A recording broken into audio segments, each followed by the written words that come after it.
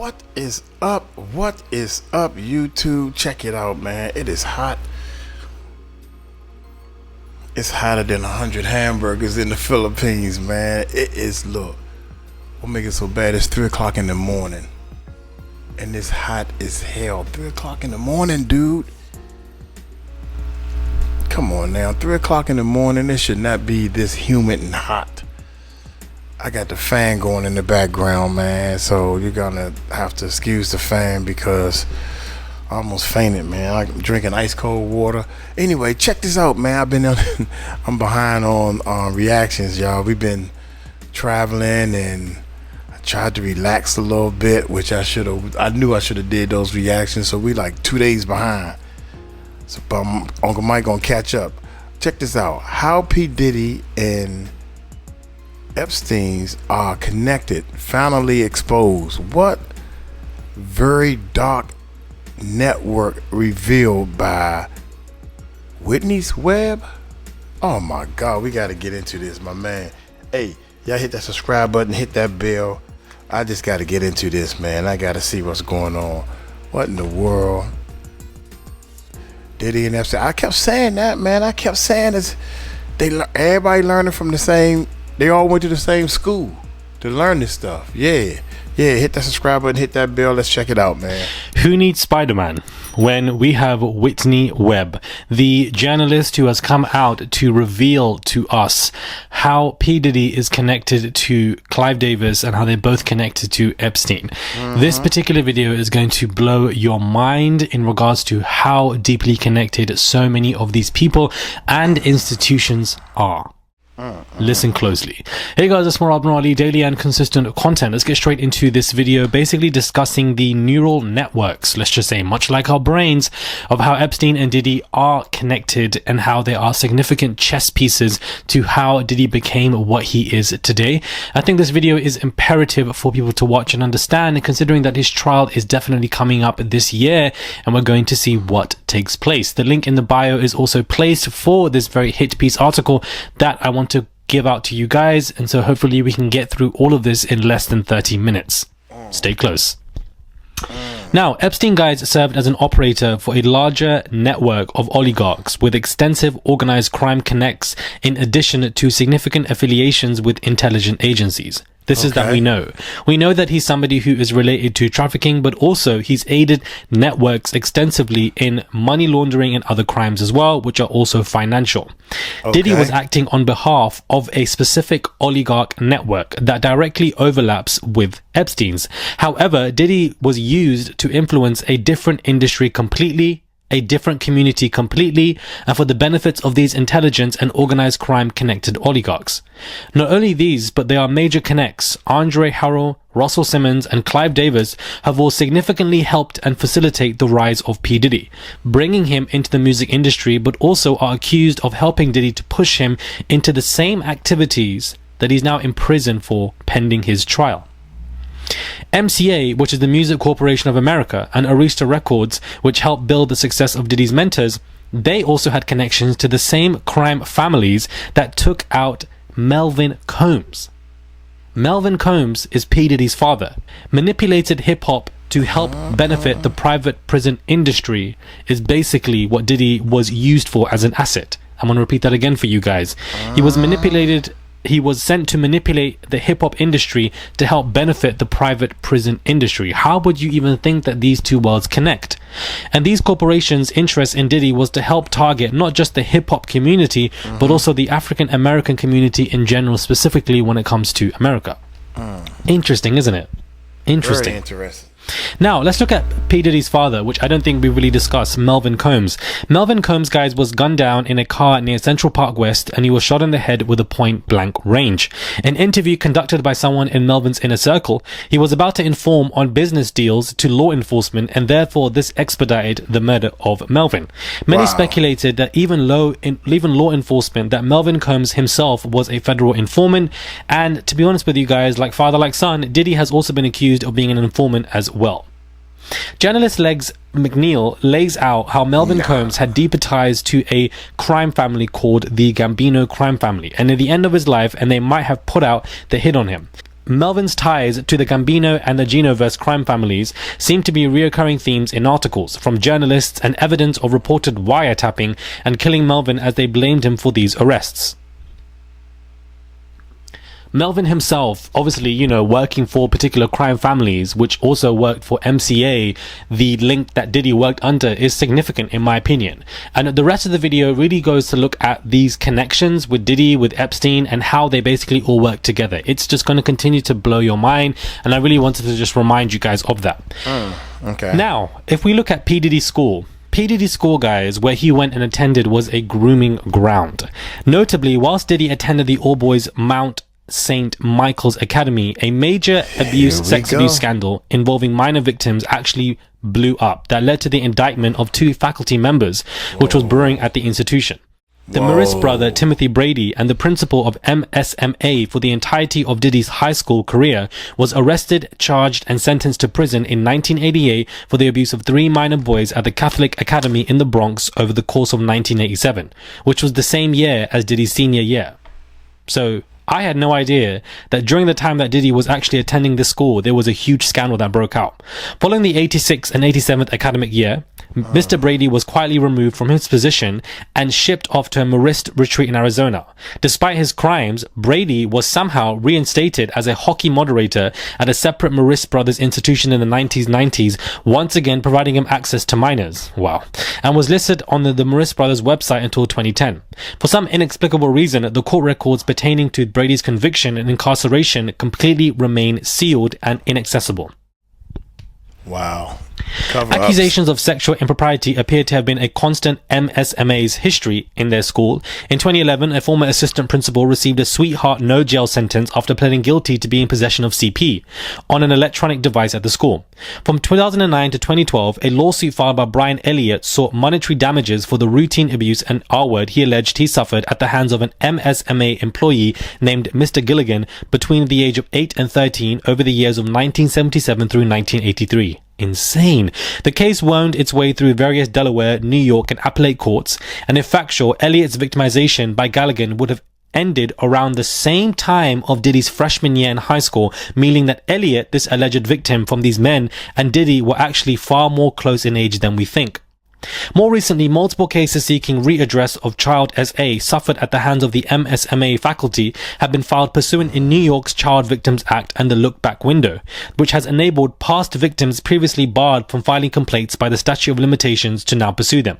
These include a torts CVA complaint filed on behalf of a John Doe suing the academy and the Marist brothers of the school for having enabled his abuse at the hands of Principal Brady, who allegedly fondled the plaintiff in the nurse's office in the 1985 when Doe was just 16. It appears this unnamed potential victim would have been in the same class as Diddy as well. Quoting from the complaint, upon information and belief, at all relevant times, defendants knew that priests and brothers of the Catholic Church and within the Marist brothers, under their supervision and control, were grooming and SA children with whom the priests and brothers would have been in contact in their ministry and pastoral functions. So much happening at the same school in the same years that Diddy was there. I had no idea. Another lawsuit accusing the Marist brothers of protecting a pedophile faculty member named Brother Lee advanced into the Supreme Court of Bronx County in 2023, surviving multiple motions for dismissal and summary judgment, seemingly indicating that multiple members of the school's faculty, including its principal, were perpetrating crimes against minors during Diddy's high school career. And once again, the complaint alleged that he was abused by Brother Lee between the years of 1984 and 1985 when he was 15 or 16, indicating that he also would have been in the same class as Diddy, 1987. Taking all of this information into account, it appears that SA was huge and widespread at MSMA school during Diddy's time there. Whilst impossible to confirm, there is a possibility, guys, that Diddy was actually groomed or amongst the victims or else somehow connected to these aforementioned cases. Right. Certainly, those type of experiences early in life are hugely associated with the person offending in similarly other ways. Right. So in other words, there's no proof that he was in the lawsuit, so his name came up, but he probably was the one to say, look, dog, I'm going to keep everything a big secret because I want more. Yeah, and it was also said that he was playing with some of his friends before he got to high school, doing some freak off party type stuff. Yeah, so Oh my God, young, I can't believe this. So hey, let's continue, man. Let's continue. Else somehow connected to these aforementioned cases. Certainly, those type of experiences early in life are hugely associated with the person offending in similarly other ways. Who knew that there would have been a huge scandal of minor boys being essayed by multiple teachers, and those boys were in the same classes as Diddy, whilst they were all in school together, whilst they were all young? This obviously could mean that Diddy himself was definitely, in my opinion, touched by a lot of these men, and that cycle can continue. As somebody like myself, who was significantly essayed when I was young, you don't get left untouched. You either become significantly sexualized at a very young age, and I feel like this has potentially happened to Diddy and many of these boys. The cycle can either continue, or when you've been essayed, you can end up going through by being early sexualized, or you can be going through substances. Or you can go into sex work. There's so many different cycles that can basically be produced from you being essayed. Wow. Now my question is, if Diddy was potentially groomed by these men at this huge scandal at his school, considering his close peers were in the same age and class, is there now connection to Diddy's own interest for why he wants to work in schools? Because we know that Diddy actually wanted to have his own schools. He opened them up. He was with children. Was he trying to create his own grooming grounds because he saw what those men at his own school created, which was essentially a grooming ground? Makes you think, doesn't it? It makes you think, guys. That's right. Makes you now, think. How did Diddy become famous? Diddy was initially casted to be in a famous people's music video due to directors see him dancing great in clubs. One of them being Michael Jackson's videos. Both Michael Jackson and Diddy are surrounded by Zionist power brokers, one being Ron Burkle, which we've spoken about many times on this channel before. Ron Burkle bought Michael Jackson's ranch estate for $22 million in 2020 and is the godfather also to Diddy's children, and also was a frequent flyer on Jeffrey Epstein's private Lolita Express jet. Boom. Ron Burkle is connected to Michael Jackson, P Diddy and Epstein all at the same time. When it became to Diddy's Howard University, his reputation began his internship at Uptown Records, and Jessica Rosenblum introduced him to all of the freak spots in New York. Andre Harrell also hired him at Uptown. Jessica Rosenblum was somebody who was an important asset for the shooting that took place, the trampling story that took place, where many people basically were trampled to death. Andre Harrell left a huge influence on Diddy's love life. He hired Uptown R&B singer Albie's Shaw's model girlfriend Kim Porter to work as a receptionist at the label. Diddy was immediately in love with her, loving the fact that he wanted to be with her. They would go on to have an on and off relationship spanning the years of 1994 to 2018, the time of her mysterious death after contracting a virulent case of lobar pneumonia. Yeah. This is where Clive Davis comes into this. The hidden power behind Diddy's Bad Boy Records. Eventually, Andre Harrell felt that Diddy was getting too cocky in his position at Uptown and fired him. Nevertheless, the two remained friends, with Harrell becoming the godfather to Diddy's son Justin Combs, who was born later that year. Diddy, shortly after leaving Uptown, created Bad Boy Records with Kirk Burroughs in 1993, and Diddy's new label quickly entered into a distribution deal with Arista Records worth $15 million. Clive Davis says he met Diddy when Combs was just 23 years old, and that soon after meeting Clive Davis, he helped introduce Diddy to the right music executives who would assist him in ushering into the forthcoming of hip-hop revolution. Whilst Davis has been successful at CBS, Clive Davis, he left the company Clive Davis specifically under a cloud of huge scandal, for those of you who might not know. Clive Davis became a focus of an investigation led by the American Attorney's Office in Newark, a probe that would later become known as Project Sound. As part of the investigation, allegations began to surface in the press that CBS Records had bribed black radio stations and done business with an organized crime figure. The scandal ultimately led to Clive Davis' decision to make a deal in 1971 with two record producers tied to Motown, Kenny Gamble and Leon Huff.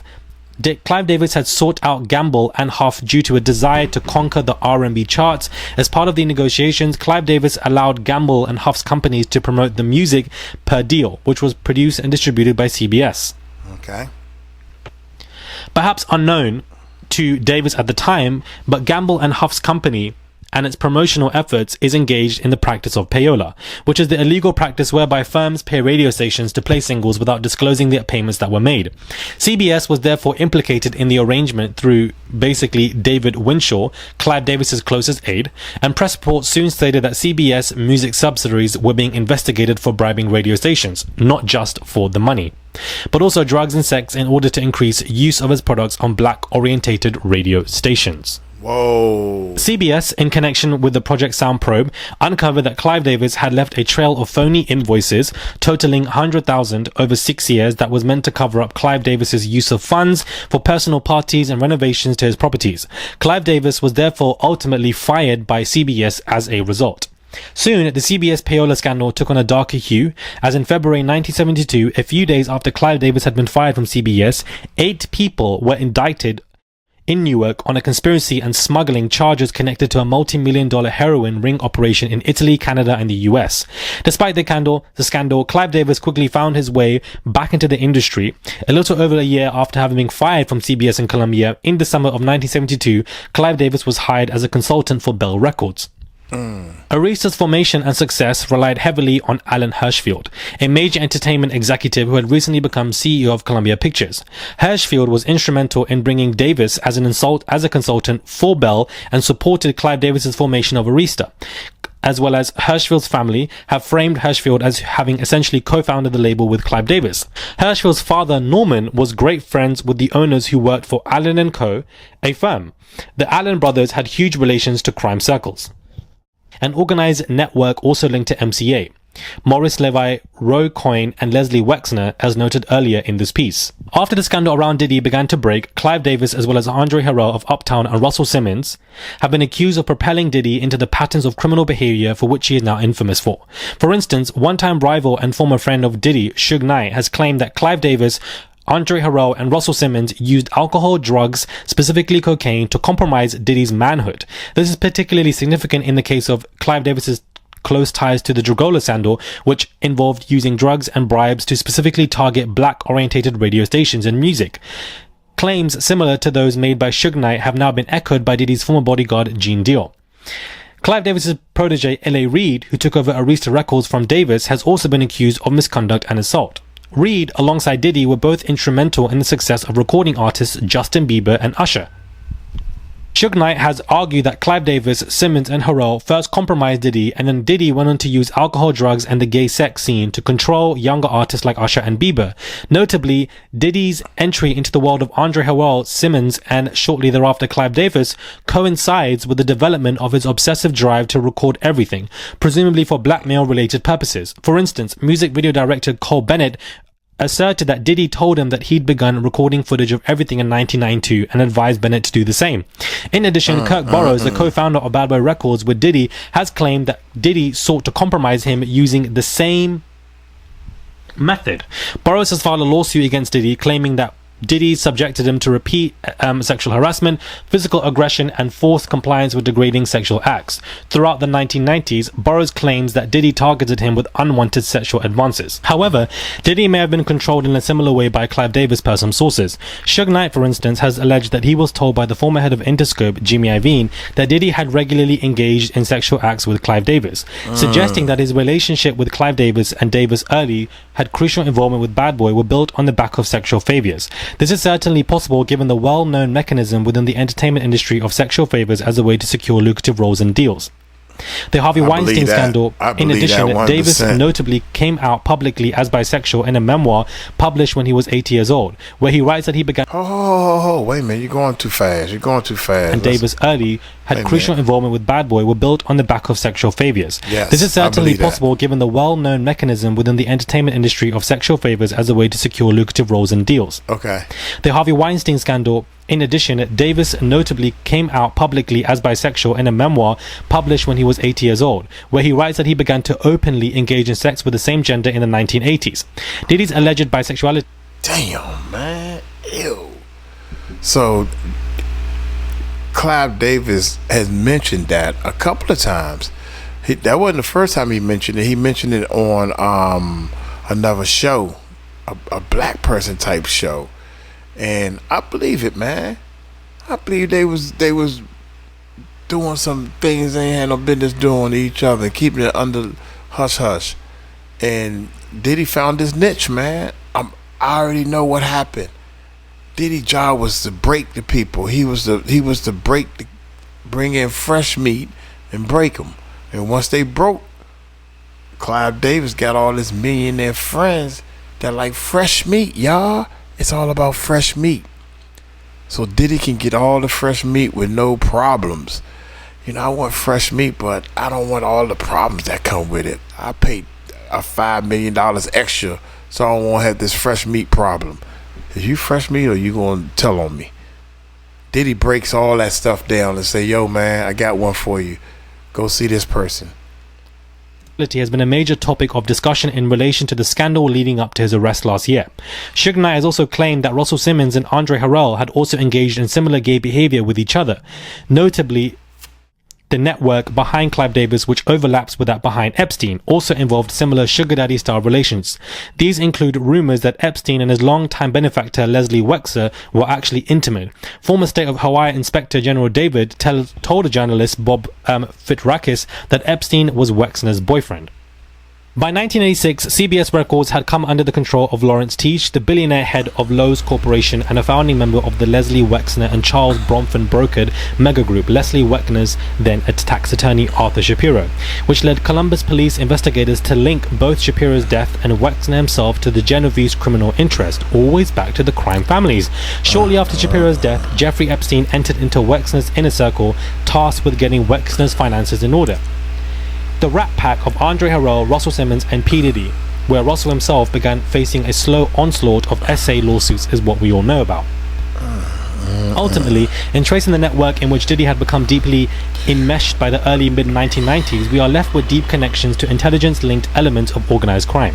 The same networks of organized criminals also played a key part in enabling the activities of sex criminal and intelligence asset Jeffrey Epstein, from at least the 1970s onwards, as detailed in the book One Nation Under Blackmail.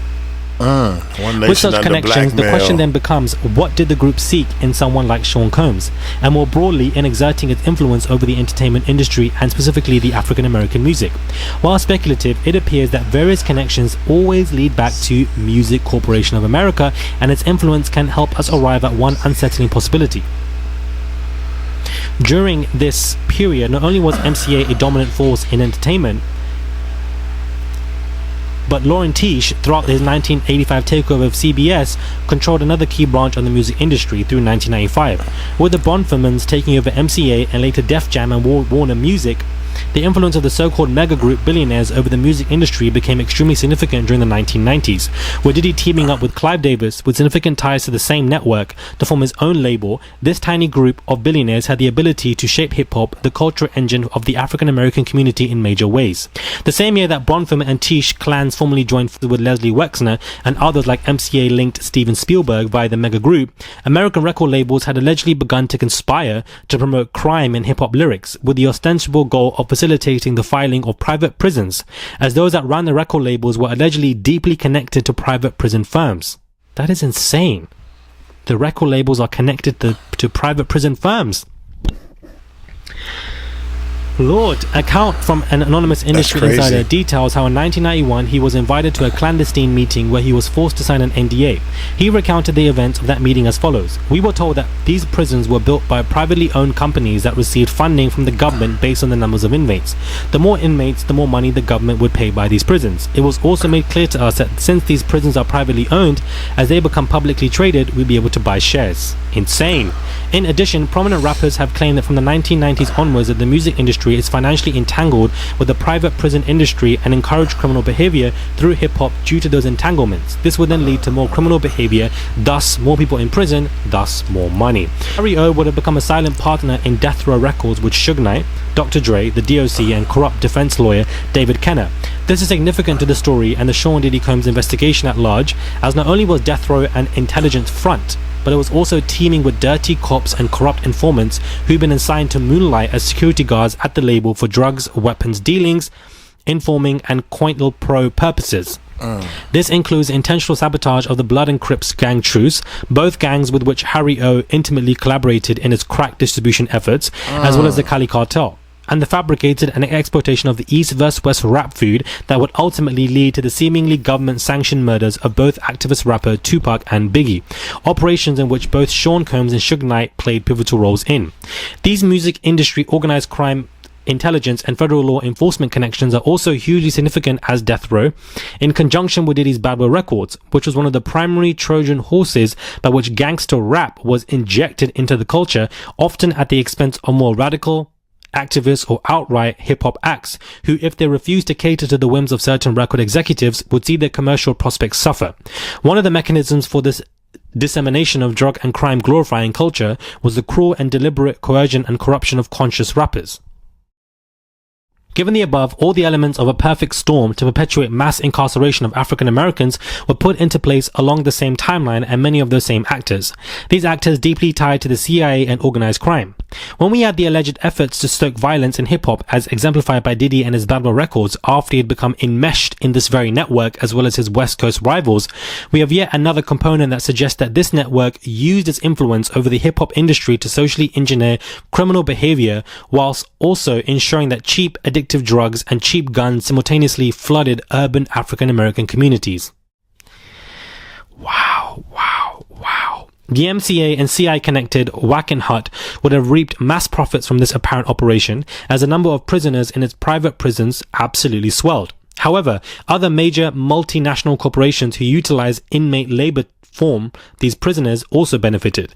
A litany of American companies like Walmart and Microsoft are amongst those who have a long history of profiting handsomely from inmate labor.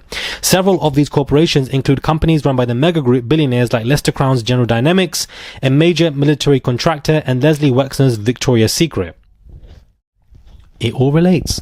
This context certainly zooms out significantly from the specific Diddy scandal that began to unravel at the end of 2023. However, it also helps us understand this case. Why? Because Diddy appears to have been brought into a network where he was controlled through sex and drugs and then made a celebrity. And as a celebrity, he used his own music, his record label, and his influence to control other upcoming rappers and musicians, while also helping shape the future of hip-hop towards that allegedly sought by music industry executives and their partners, the CIA, the mob, and the private prison industry. Diddy, from the early 1990s onward, appears to have been a key frontman for this network and its ambitions. He was likely not the sole mastermind of beneficiary of all of the scandalous parties, violence, and public promotion and alleged blackmail in which he engaged. He was a product of a network and a system that, in the case of Diddy, was seeking to target and corrupt the broader African American community in similar ways. Diddy, like some other prominent entertainers, was servile to his music industry masters. He worked within a system those masters ultimately controlled and wanted to expand their own influence and power within that system. But at the end of the day, he was never in charge. Diddy was never in charge. Whilst Diddy publicly projected power and success, both of those things were conditional, and like Epstein, now exposed, he is due to take the fall in order to take the heat off the people behind the curtains. Take the heat off is the key words. P Diddy, much like Epstein, worked for huge corporations that are all linked together, much like how our brains function, using different neural networks that all need to connect to each other in order to function. But in this case, it's also used to exploit, especially the African American community. Hypocritical, is it not? Since Diddy would stand there and discuss black excellence in all its glory, when he was actually an agent of chaos and despair against his own people for profit and gain. Working with Clive Davis, Andre Harrell, who had links to corps like MCA, Wexner, Epstein, Ratner, Zionism, Israeli-American intelligence, Clinton, prison industrial complexes that all profited massively from drug introduction to communities like the African-American community that then thus helped other companies to profit, such as Microsoft. This article not only exposes deep connections that Diddy had with Epstein, both working for larger networks they couldn't control themselves, but how corporations worked with crime families, drug scandals to use and exploit the African-American community and place large amounts of them into prison, therefore making a large amount of money. If this video does not blow your mind, guys, I honestly don't know what does, because it really allows us to see the Diddy scandal, the Diddy trial at large, that there are huge networks that are basically being worked at, whether it's Clive Davis and the rise of him, and how his people were very much related to Epstein, and how they all relate to Diddy, and that they work with organized crime families that heavily work with Arista Records and MCA Records, and they try to infill drugs into certain communities so that they can end up being more in prison, which therefore increases profits, therefore increases money.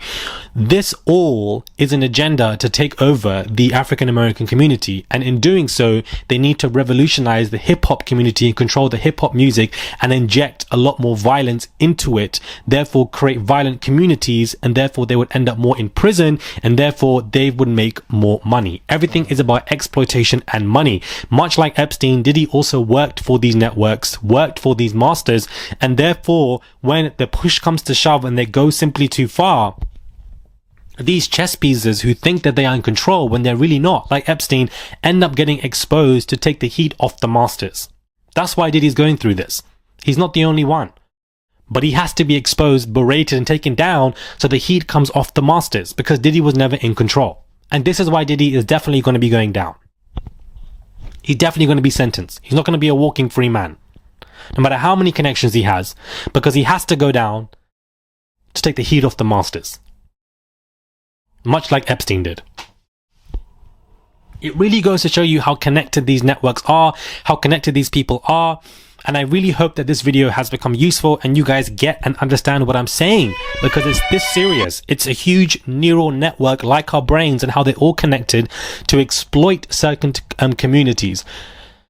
The prison community, the music records, the injection of drugs, Diddy, Epstein, Clive Davis, all of it is related. And it's mind-blowing. All of it is related. It is mind-blowing, guys, how all of this is related. The agendas from these executive masters and these, it's crazy. Open your eyes. All of this is related. It's not, Diddy is going down because this was a the masters can't go down. So let's take the heat off and let's expose him. That's basically what has happened. They've betrayed him, and then because he's gotten a bit too far.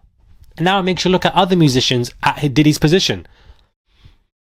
All of these connections that you wouldn't even pinpoint to Diddy are related to him. The same organized crime families are the same families that took out Diddy's father from apparently being an informant. Diddy's school where he went to, there was a huge abuse scandal.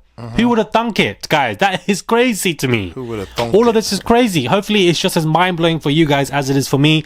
Please comment down below. Let me know your reports, your comments on this, because it took me a long time to get this video out to you guys, and I would really appreciate it if you guys really engage and let me know what your thoughts are. Give this video a thumbs up. Subscribe to the channel. It's just one clip. It's just one click. Send a tip if you guys wish to. There's a $sign there. You can send whatever you want, and it goes a long way.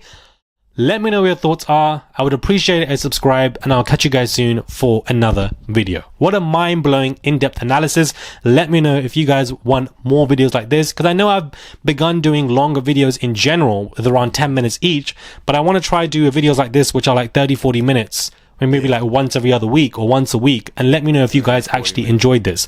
Subscribe, and I'll catch you guys soon for another video. Yeah, he about to go to another level now. Real talk, man. Diddy's job, I mean, think about it. You're a millionaire and you got a fetish. Whatever your fetish is, whatever your desire is, you gotta look at it like, I got all the money in the world. What do I want to buy? Who do I want to buy? But I don't want to get in no trouble, because I don't want to be behind them bars. I'm a millionaire. I ain't talking about no $1 or $2 million. I'm talking about $800 million. $800 million. I could drop $5 million on getting me a boy toy or a girl toy. They don't have to be, you know what I'm saying? Think about it, man. I like these little youngins, man. Good God Almighty, I can't get enough of them. And I just want to have my fantasy to spend a 3-day weekend with them. How much that's gonna cost me? Diddy sets it up. Diddy got to a point where, yo homeboy, yo playboy, hey man, you want to get into this music game, man? I got you, dog. And that's what happened to all these people. My man right here was he couldn't escape. This is a dude they were talking about. Yeah, they went to this guy right here, man. I don't know, y'all might want to pull this back up, but this guy right here, but he was down with Terrence Howard, man. I don't know, man. Dude, Terrence Howard is talking a good game. I don't know, man. This guy was, you know what I'm saying? I don't know. I'm just gonna leave it at I don't know, man. Okay, I'm gonna get on up out of here, but back to Diddy. I cannot believe Diddy was in that school. He was in that school that was having all kinds of stuff being done. Dude, I'm trying to tell y'all. I want to get me another camera, another monitor or something. Something ain't right. Anyway, man. Yeah. 3. I can't see the monitors too well. Anyway, man. Brayshare, Grays, Diddy, Drum. Hey, we might well do this. It's up here. Y'all take it light, take it slow. Tell them Uncle Mike told you so. Peace out.